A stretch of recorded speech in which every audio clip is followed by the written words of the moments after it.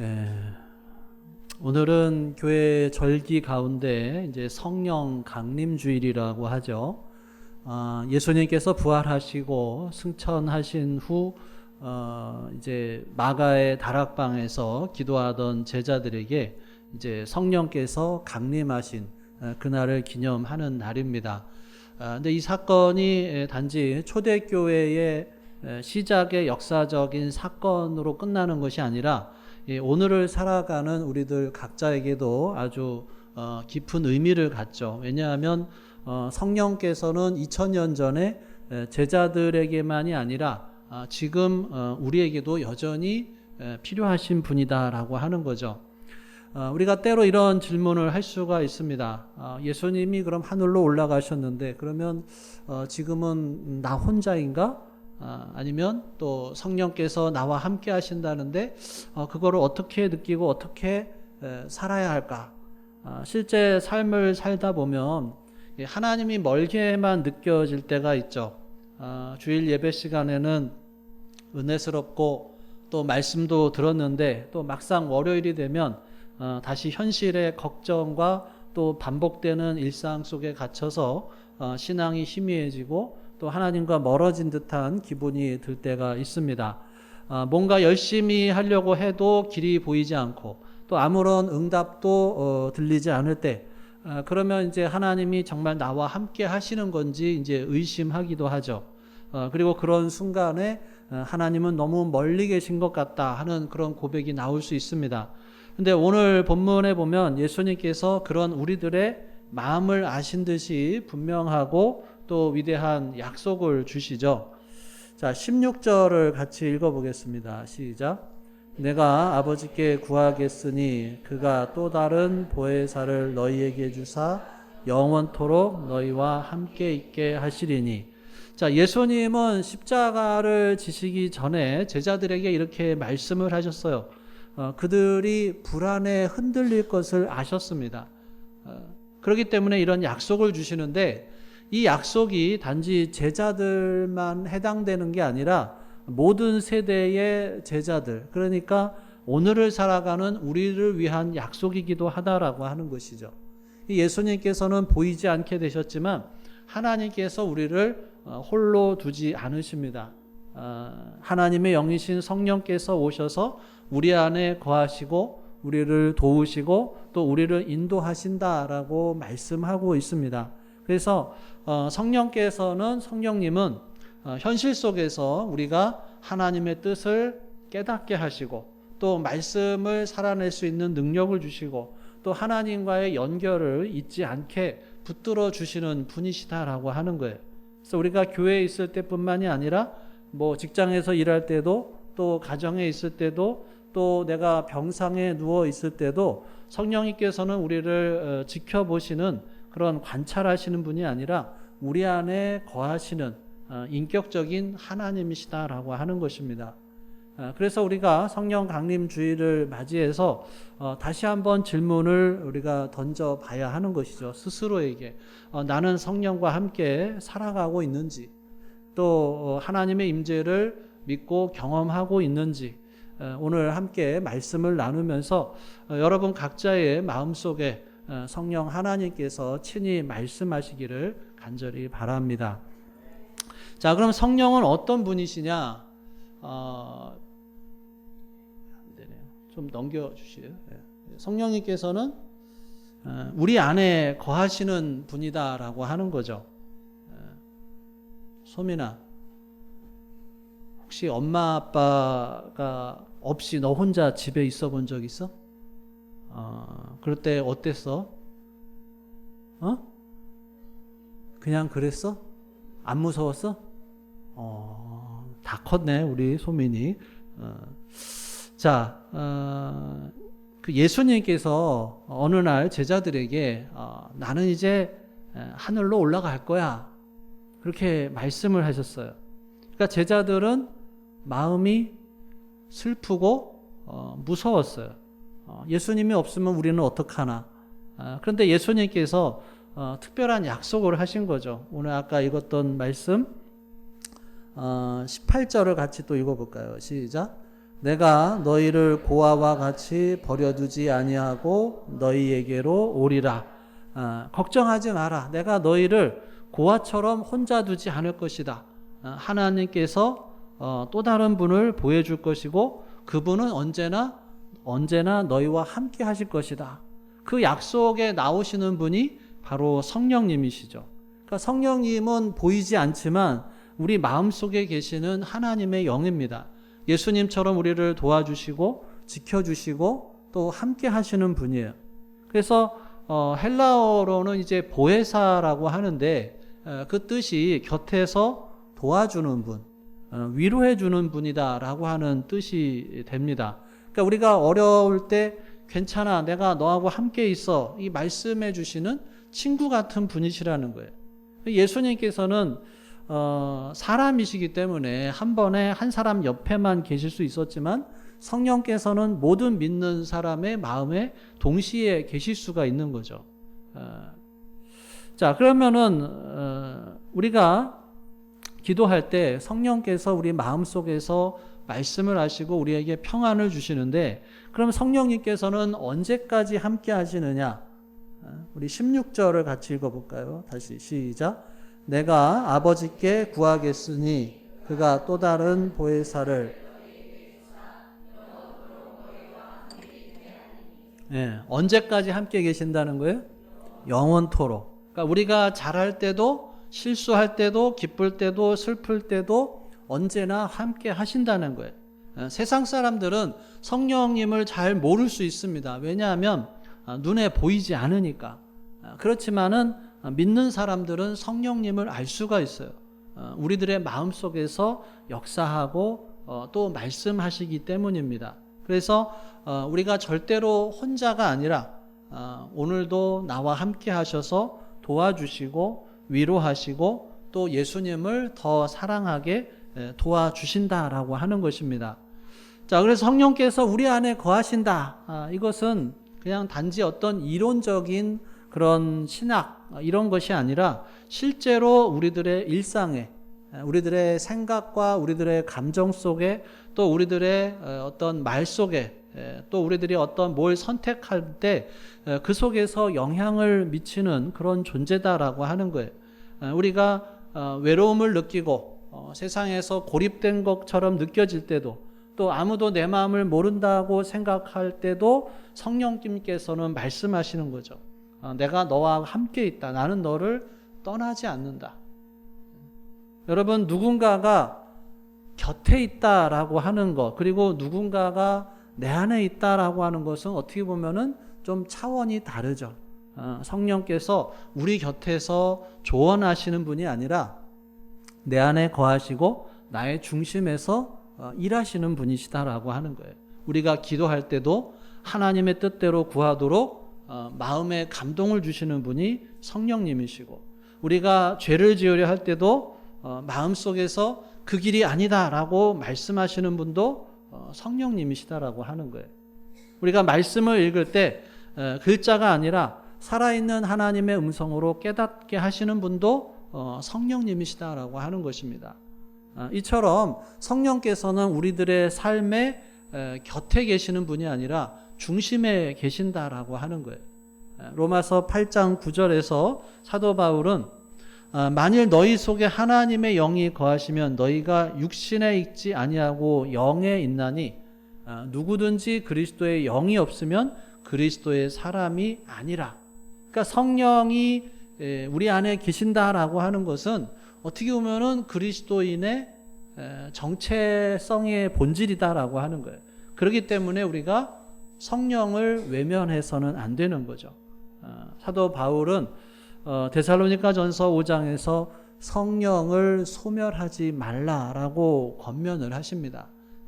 성령은 인격적인 분이시기 때문에 무시당할 수가 있고요, 거부당할 수가 있어요.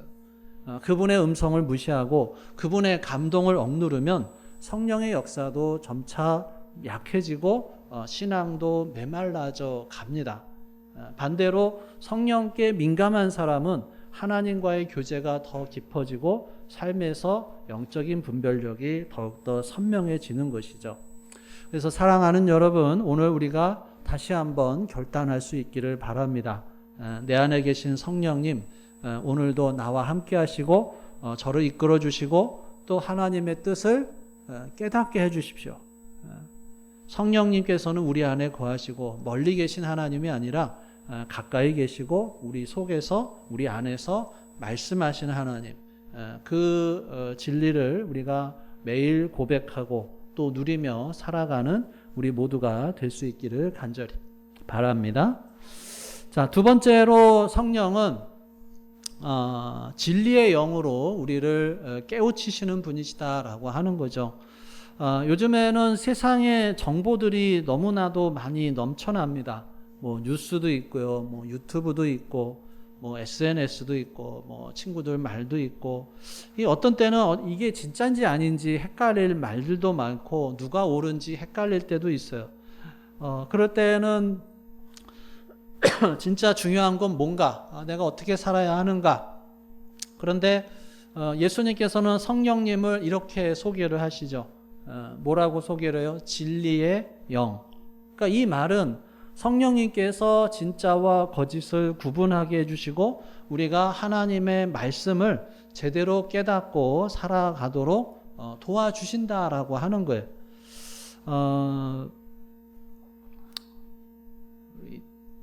누구한테 질문을 할까? 자, 저기 은섭아. 은섭이는 성경 말씀을 읽거나 예배를 드릴 때 이렇게 좀 마음에 와닿았던 적이 있어? 그렇지. 어떤 날은 그냥 듣고 끝나는데 또 어떤 날은 이거는 나한테 하시는 말씀 같아. 아마 여러분들도 다 그런 순간이 있었을 것입니다. 그럴 때가 바로 성령께서 여러분 안에서 말씀하시는 때라고 하는 거예요. 그러니까 성령님께서 우리가 말씀을 깨닫도록 눈을 열어주셔요. 같은 요한복음 16장 13절에 보면 그러나 진리의 성령이 오시면 그가 너희를 모든 진리 가운데로 인도하시리니. 그러니까 단순하게 머리로 아는 것을 넘어서서 말씀이 내 삶에 진짜로 연결되도록 도와주신다라고 하는 거예요. 자, 그런데 우리가 또 하나 질문을 할 수가 있겠죠. 말씀대로 살아가고 싶은데 잘 안 될 때가 있어요. 예를 들면 용서해야 한다는 것을 알면서도 그 친구는 진짜 너무했어. 이러면서 마음이 꽉 닫힐 때가 있죠. 또는 정직해야 한다는 것을 알면서도 조그마한 유혹에 마음이 흔들릴 때도 있습니다. 그럴 때 성령님께서 우리들의 마음에 속삭입니다. 야, 너 말씀 들었잖아. 이제 한번 그렇게 살아보자. 그러니까 단순히 말만 하시는 게 아니라 그렇게 살 수 있도록 힘도 주시는 분이 바로 성령님이시다라고 하는 거예요. 우리는 때로 말씀이 부담스럽고 멀게 느껴질 때가 있어요. 그런데 성령께서 함께 하시면 그 말씀이 우리들의 마음을 움직이게 되고 또 작은 실천을 하게 되는 거예요. 예를 들면은 뭐 친구하고 싸웠을 때 먼저 미안하다고 말할 수가 있어요. 또 혼자 있을 때 뭐 성경 한 구절을 읽고, 그러니까 성령께서 진리로 우리를 이끄시는 분이고 말씀을 깨닫게 하시고 그 말씀대로 살아내도록 도와주시는 분이다라고 하는 거예요. 근데 중요한 것은 이런 진리의 사역이 아까도 말씀드렸듯이 그냥 외부에서 강요되는 게 아니라 우리 안에서 일어난다라고 하는 거예요. 바깥에서 지시하는 게 아니라 우리들의 내면에서 말씀하시고 감동을 주시는 거예요. 그래서 성령님의 인도에 민감한 사람은 작은 일에도 하나님의 뜻을 분별하고 바른 길을 선택합니다. 반면에 둔감한 사람은 아무리 많은 지식을 가져도 삶에서 진리를 따라서 살기가 어려운 거죠. 사랑하는 여러분, 진리의 영이신 성령 하나님께서 오늘도 우리와 함께 하시고 말씀을 깨닫게 하시고 또 그 말씀대로 살 수 있는 능력을 주시는 줄 믿을 수 있기를 간절히 바랍니다. 세상이 혼란스럽고 거짓이 넘칠수록 우리가 더욱더 성령의 조명과 인도하심을 구해야 하는 것이죠. 매 순간 성령의 도우심을 구하며 진리 안에 서는 삶을 살아갈 수 있기를 간절히 바랍니다. 자, 그 다음에 세 번째로 성령은 예수님의 말씀을 기억나게 하시는 분이시다라고 하는 거예요. 자, 오늘 26절을 다시 읽어보겠습니다. 시작. 보혜사 곧 아버지께서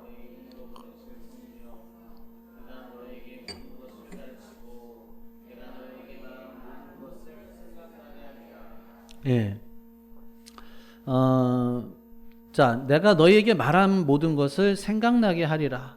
단지 우리에게 새로운 지식을 주시는 분이 아니라 우리가 이미 들은 말씀, 배운 말씀, 또 묵상했던 말씀들을 기억나게 하신다라고 하는 거예요. 여러분 그런 경험 있죠? 예배 시간에 말씀을 듣고 은혜를 받아서 그래 나도 이렇게 살아야지. 그런데 월요일 아침에 학교를 간다든지 직장에 간다든지 그러면 어제 들었던 말씀이 뭐였는지 기억이 안 나요. 어느새 까맣게 잊어버려요. 예수님도 우리가 그런 사람이라는 것을 잘 아셨던 것 같아요. 그래서 십자가를 지시기 전에 제자들에게 말씀을 하시는 거죠. 성령님이 오시면 내가 너희에게 말한 모든 것을 생각나게 하실 것이다. 여기서 생각나게 하신다라고 하는 것은 단순히 뭔가를 암기하는 게 아니에요. 우리가 정말 필요할 때 딱 맞는 말씀을 떠오르게 하시는 분이시다라고 하는 거예요. 예를 들어 보면 친구하고 크게 싸웠는데 원수를 사랑하라 하는 말씀이 떠오르면서 먼저 사과해야 되나 하는 생각이 들기도 하죠. 시험을 앞두고 너무 떨리면 두려워하지 말아라. 내가 너와 함께 함이라. 이런 말씀이 생각나면서 마음이 진정이 됩니다. 또 어떻게 해야 될지를 모를 때 내 길을 여호와께 맡기라. 이런 말씀이 위로가 되어 줄 수 있습니다. 우리 질문 그만하고 여러분들 사시다 보면 갑자기 성경 말씀이 이렇게 한 구절 떠오르는 순간이 있잖아요. 그게 이제 성령께서 여러분 안에서 역사하시는 순간이죠. 예수님이 부활하시고 승천하신 후에 제자들이 복음을 전하기 시작했는데 그 중에 베드로가 수많은 사람들 앞에서 설교를 했어요. 그 설교의 내용이 뭐냐면 예수님의 가르침과 구약의 말씀들을 정확히 기억해서 말했는데 그게 가능한 이유가 뭐냐? 성령께서 모든 것을 기억나게 하셨다라고 하는 거예요. 그러니까 여러분이 우리가 예수님을 믿는 사람이라고 한다면 누구나 이 성령님의 도우심을 받을 수가 있다라고 하는 거죠. 내가 예배 시간이 됐든 기도 시간이 됐든 또는 일상이 됐든 그 속에서 말씀이 떠오르고 그 말씀이 나의 선택과 생각을 바꾸게 하는 그런 것이 바로 성령의 역사다라고 하는 거예요. 근데 여기서 중요한 것이 뭐냐면 생각이 나게 하려면 먼저 이 마음에다가 말씀을 담아야 하는 거죠. 성경을 읽고 또는 암송하고 또는 묵상하고 하는 이런 시간이 쌓일수록 성령님께서 꺼내주실 수 있는 재료가 점점 더 많아지는 거예요. 그러니까 우리가 성경을 가까이 하지 않고 말씀을 묵상하지 않으면 성령께서 생각나게 하실 재료가 없는 거예요.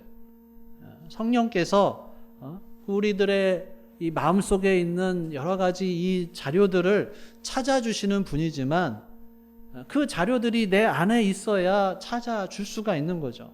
그렇기 때문에 우리는 이 말씀을 삶 속에서 이 말씀을 담는 연습을 해야 되는 거예요. 그게 뭐예요, 여러분? 하가다죠. 매일 성경을 읽고 암송하고 삶의 언어로 묵상하는 습관이 있을 때 성령께서 필요할 때 그 말씀을 기억하고 우리들의 삶의 능력으로 역사하시는 것입니다. 또 한 가지 중요한 것은 성령께서 기억나게 하신다라고 해서 그것이 그냥 단순하게 정보를 전달하는 게 아니라는 거예요. 그 말씀이 떠오르게 하는 말씀이 우리를 변화시키는 능력이다라고 하는 것입니다. 그 말씀을 떠오르게 하시고 그 말씀이 우리들의 마음에 부딪히게 하시고 그 말씀이 우리를 회개하게 하시고 그래서 결단하게 만드시는 거예요. 때로는 내가 외면하고 싶었던 그 말씀들을 떠오르게 하셔서 내 마음을 불편하게 해요. 그리고 그 불편함이 결국에는 순종으로 이끄시는 경우도 많다라고 하는 거예요. 사랑하는 여러분, 우리는 모두가 쉽게 잊어버리는 존재죠. 그런데 성령께서 우리와 함께 하시면 말씀이 잊혀지지 않고 살아 역사하는 능력이 되는 줄로 믿습니다. 그래서 우리가 성령님을 의지해서 또 우리가 말씀을 기억하고 또 그 기억이 우리들의 삶의 방향을 바꾸도록 맡겨야 하는 거죠.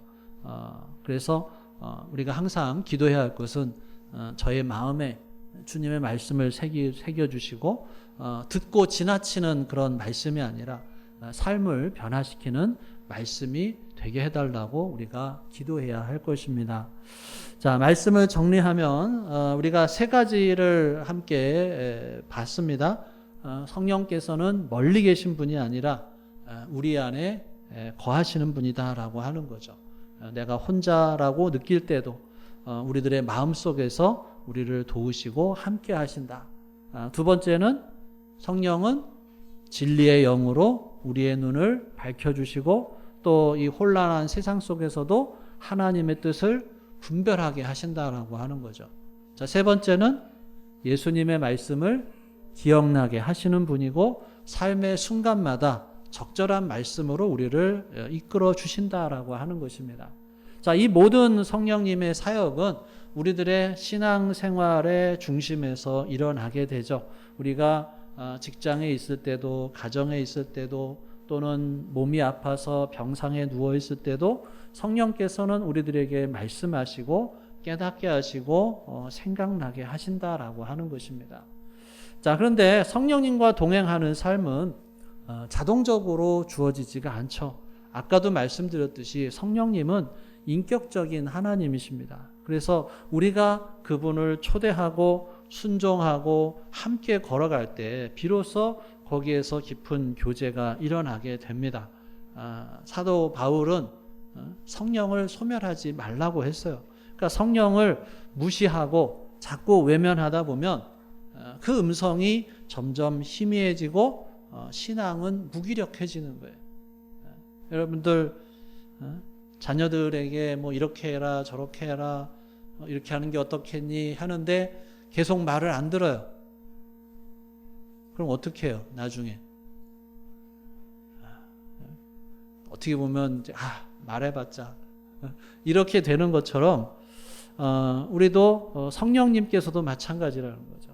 계속 얘기를 해도 그거를 외면하고 무시하면 점점 그 음성이 희미해지고 또 신앙도 무기력해지는 것인데 반면에 성령님께 귀를 기울이고 민감하게 반응을 하면은 또 살아있는 말씀과 능력을 경험하게 되는 것입니다. 그래서 우리가 다시 한번 성령께서 내 마음에 오셔서 다스려 주시고 또 내 안에 계신 것을 믿고 날마다 우리가 인도함을 받겠다라고 하는 그런 고백을 드리면서 나아가기를 원합니다. 그렇게 할 때 우리가 혼자가 아니고 또 길을 잃어버리지 않고 흔들려도 넘어지지 않는 것이죠. 그 보혜사 성령님과 동행하는 저와 여러분이 될 수 있기를 주님의 이름으로 축원합니다. 기도하겠습니다. 오늘 주신 말씀 생각하면서 우리 함께 기도합니다. 나에게 하신 말씀이 무엇인지 또 내가 붙잡아야 할 말씀은 무엇인지 또 나는 성령님의 음성에 어떻게 반응하고 있는지 혹시 소멸시키고 있는 것은 아닌지 다시 한번 우리들의 마음속에서 말씀하시는 성령 하나님의 음성에 귀를 기울여 보겠습니다.